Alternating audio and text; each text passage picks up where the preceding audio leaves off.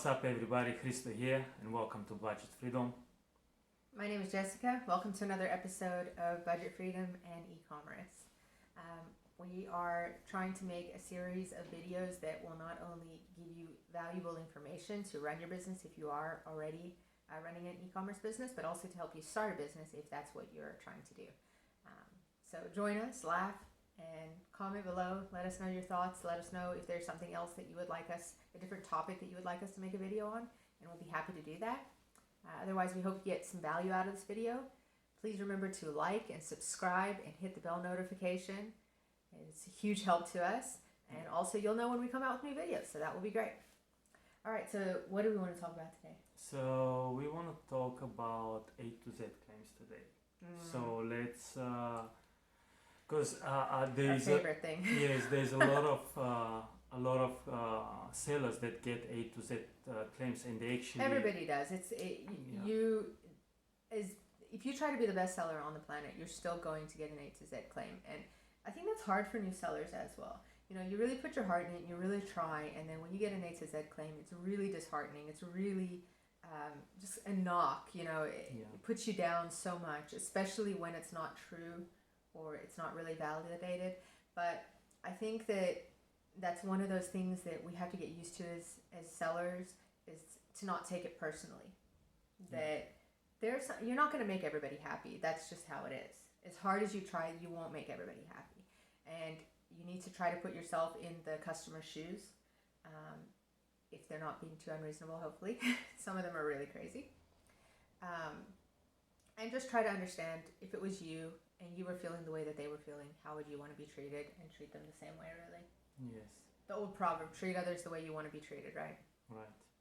You know. And then sometimes you're going to have crazy people that make no sense, that are completely illogical and have no base for their accusations. And the best thing to do is to refund them as quickly as possible and move on with life. Because it's really just going to bring you down and depress you if you get into it, and you're not going to win. That's the thing. At the end of the day, the customer is always right, and we are here to provide good customer service. So it's not worth upsetting yourself and possibly giving the person more ammo against you by arguing with them. I think that's the biggest piece of advice I can give you is, when you start selling online, and this is not just related to Amazon, eBay also has eBay guarantee. Every selling platform has a guarantee. Etsy, I can actually tell them the story about Etsy. When we started on Etsy, that's a crazy story. Oh yes, wow, that was yes. I mean, every platform has obviously a returns policy and a claims policy, and the goal for you as a seller is not to fight with it and to, you know, go on an unjustified rampage about how it's unjust. It's to learn to work within the system, to learn to work within the rules, and learn how to win the cases that you can win, and then obviously just move on from the ones that you can't. Yeah. I mean, the other day, funny story, well, not funny story, but sucky story, a customer contacted us and wanted a refund, and I replied, yeah, no problem, I'll process your refund. I literally forgot to go click on the refund button. I sent the email, I did everything, and I forgot to click refund. It was an honest mistake, and obviously a few days later, the client, fully in their rights, filed an A to Z claim, and all I could say was, I am so sorry, I forgot to click the refund. I refunded the customer immediately, but it counted against us. Yeah. And that's not good. I mean, that's 100% my fault. It was an honest mistake. I'm human like everybody else. But at the end of the day, the customer was in their right. You know, if I was the customer, I would have done the same thing probably. Well, I probably would have contacted the seller and just asked a second time, hey, what happened? Because I'm a seller and I know. But, you know, for someone that doesn't know, it's understandable. And, you know, that was a sucky lesson learned on our part, but I couldn't argue with it. And it was something that just needed to be done. Now, on the other side, there are a lot of customers out there that try to take advantage. I mean, you know, they always try to claim that they didn't get the parcel, or that it's damaged, or that it's missing parts, or it's not as described. Oh, that's the worst one. You know, and especially when they say, I thought it would be like this. Well, don't think, read the description, look at the pictures, and take it for what it is, not what you think it is, because I thought a lot of things as well. You know, one thing for your listings as well, be as specific and describe correct as you possibly can. You know, we've gone to the points where we measure everything. I mean, we measure the hat. I'll just use you as a model. Thank you. You know, we'll measure the hat from the top of the hat to the bottom of the hat. We'll measure the circumference. We'll measure the brim. Yes, You know, we'll we even do, measure the Velcro at the back. the adjustable yes. part. And, you know, we do our best, but then there's still people that say it's not accurate. Yeah.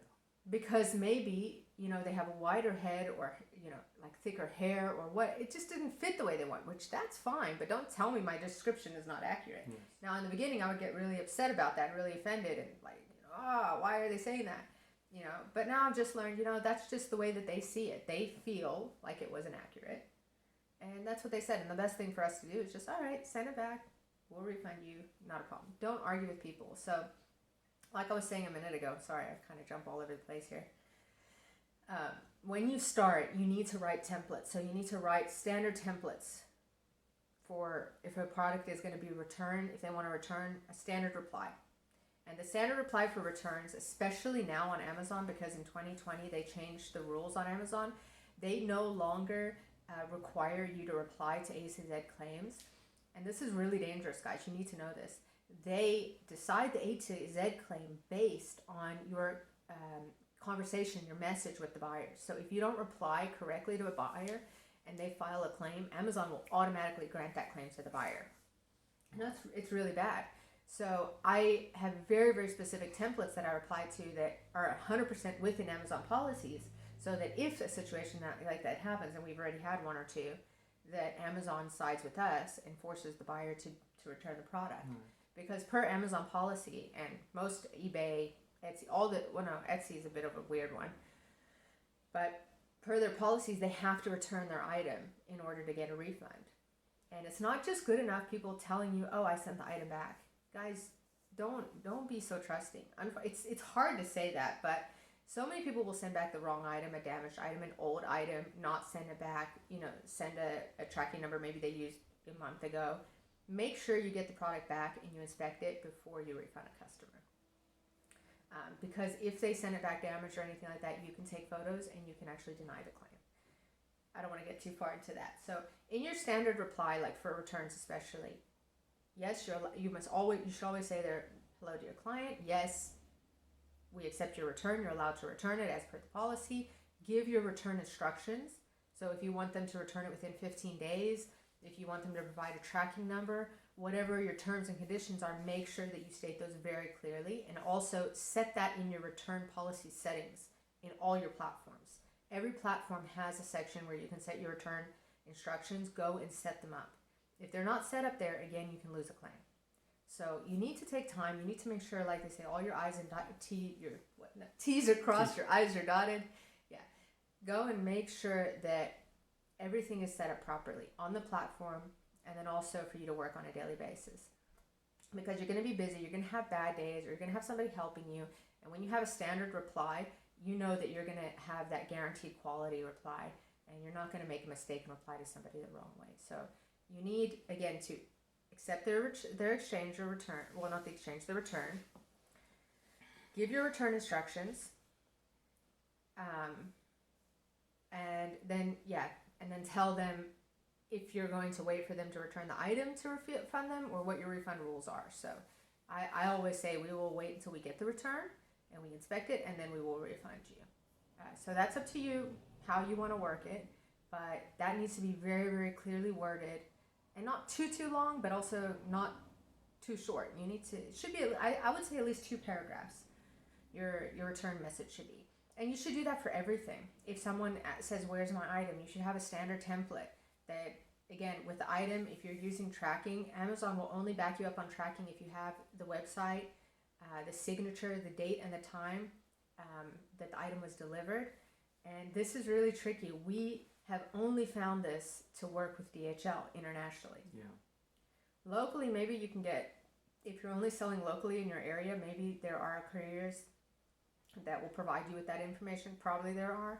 But if you're selling internationally, you definitely need to go with DHL, UPS, FedEx, some known courier that is going to give you that live information that you need to be able to defend yourself against Amazon. Because any other third-party courier they're just not going to be able to provide it to you, even if they say they are, and they normally take 14 days and then they don't get it, or they'll just get you a signature and they won't have the date and the time, and then Amazon will still deny you, and eBay and most places.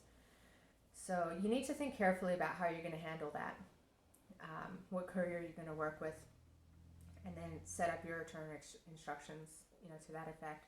Other A to Z claims that, you're going to have returns and item not received, which we just talked about. So if your item is not received, the best thing to do is to make sure that you have that tracking information. And if you're going to choose to go with a courier that's not DHL, like let's say GLS or what are some Hermes? There's a lot of them. They're pretty good, but again, I think Hermes now is uploading signatures. The last time I saw they had digital signatures. Yeah, but I don't know if they're doing the time and date still. So you have to check that all out, and make sure that you're happy with what it's showing before you send all your parcels with them. Well, a good thing to do is always to send some test purchases if you're looking at a new courier. So you can tell them, okay, I'll sign with you guys, but I want to send 5 test parcels first, and then see what kind of results they give you. And then keep in mind with those couriers, with DHL, it's very, very rare that we have a product that we can't. Sometimes like in really remote places, they'll hand it over to a third-party person, and then we can have problems with it. But 99% of the time, DHL is amazing. So the one thing to keep in mind with these other couriers is that you're probably going to have more instances where it's going to be delivered to the wrong person, or they won't be able to provide you with the proof. So you just need to be prepared for that. It's not the end of the world, but you need to be prepared to let it go, basically. It's part of doing business. You're going to have some parcels that you're going to send out that you're not going to get paid for. It's just the way it is. Yeah, well, that's how business goes. Yeah. So. And you want to keep it to a minimum, obviously, but you need to learn to let these kind of things roll off your shoulders and just move forward and look at the big picture. And if you're even refunding 5 or 10 a year, if you're selling over 1,000 a year, what does it matter? Yeah. So you have to put it in perspective as well. Other A to Z claims that we have a lot of problem with is items not as described. Those are hard, If you're being really honest with your listing, you really shouldn't have those. We don't get a lot of those. Yeah, because we put the description. I think I've had literally 3 in the 5 years that we've been working. Yes, but our descriptions are so... that is your best defense against item not as described. Be 100% specific. Yes. And if you're listing on someone else's listings, be careful, guys. They change the descriptions, they change the pictures. Other sellers come on and screw it up. So if you're doing that, you need to stay on top of those listings to make sure that what you're listing against matches the item that you're selling. Because if they go and they change it to a red pen and you're selling a pink pen, and even though they're not supposed to do that, they do that, then you're going to get an A to Z claim, and it could close your account down. So a lot of people, they go on the forums and they complain, oh, how did this happen? Why did this happen? But, you have to choose your business model. We really don't have issues with, we don't have issues with that at all, because we control all our listings because we're brand registered. So nobody can change our listings, and nobody can list against our listings. And that's why we like it. We're not selling brand names like, Bic and Sony and whatever else. But what we're selling is 100% true and 100% accurate, and I don't have to worry about going and checking listings every single week. So if you're going to list against other people's products, that's fine, but be prepared to schedule time in your week to go check your listings and make sure that they still line up and that they're still accurate. And if you're not going to do that, if you don't have time or you don't have interest in doing that, just be prepared that you're going to have some claims where people are going to change the listings and you're going to get caught out, and you just need to refund them and move forward and try to make the customers happy. It's not the end of the world, hopefully, unless you get a whole lot of claims on one day. But you do need to stay on top of it. And I would never recommend just flying blind, really. I would, always schedule at least a day a week or assign someone to do that kind of a job on a regular basis, if you're going to choose, that way of listing and selling. Other claims that we get. What are other claims that we get? Wrong product wrong product delivered. It's Ah, a good yes, one. wrong product delivered. For us, this is always people I thought I bought. Oh man, I thought I bought the black one, but you clicked on the brown listing and you ordered the brown one. But I thought I bought the black one. You know, there's not a whole lot you can do with that. All you can do is, what I do is I politely ask them to please send a picture of the product that they got, because okay, in fairness, we have made one or two mistakes Yeah, throughout the we years. have. But most of the time, it's just they wanted a different color and they thought they ordered it, but they didn't. So I will politely ask them to send a picture in natural daylight of whatever product it is. And then if it matches the listing, I'll just tell them, please note it does match the listing. I understand that it's not what you wanted. Please return the item, and then I'll reship and then reorder the other item that you want, and we'll ship it out. And that's really all you can do. You can't really argue with people on that. You know, with every claim is kind of the same situation. It's just how to make your customer happy, stay within the rules, you know, stay respectable and honest as a brand, and try to resolve the situation as quickly as possible. Okay? So when replying to Amazon or dealing with claims on Amazon or eBay, really any site that you're working on, the best thing is also direct. Don't put in a whole bunch of extra mess in your replies. Stick to the point, give them the facts of what they need to know. If it's tracking dispute, they need the link, they need the time and date, they need the person that signed for it, they need proof of signature. You know, if it's a product description, you need to get that photo, you need to back up your claim. It's all kind of the same thing over and over again. Just politely and kindly go about requesting the information that you need in a polite way to the customer, because remember, Amazon, everything's based on what you write to the customers. And then just give that information to Amazon. And a lot of people are complaining that claims are getting closed without their opinion.